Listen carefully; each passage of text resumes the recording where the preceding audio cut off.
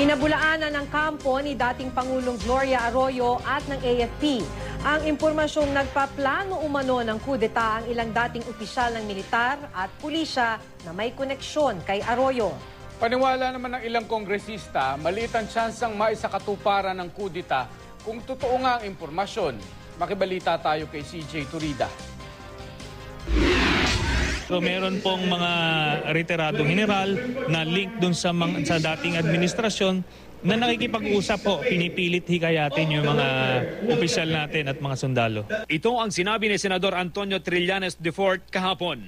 Ayon sa kanya, nang hihikayat na mga sundalo ang ilang retiradong general na may koneksyon kay dating Pangulong Gloria Arroyo para sa niluluto umano nilang kudeta. Pero wala naman daw miyembro ng sandatahang lakas ang nagpapakita ng intensyong sumali rito. Mabilis namang pinasinungalingan ng kampo na Arroyo ang sinabi ni Trillanes.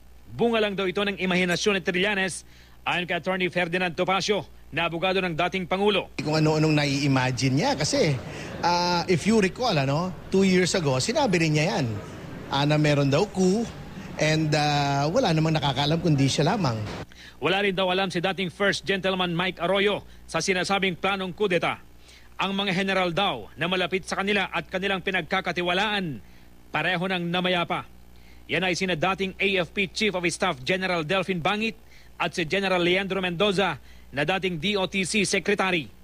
Pinabulaanan din ni Lieutenant Colonel Ramon Zagala, ang tagapagsalita ng AFP, na may mga nagre-recruit sa mga sundalo. Wala raw na monitor na destabilization plot ang kanilang intelligence service.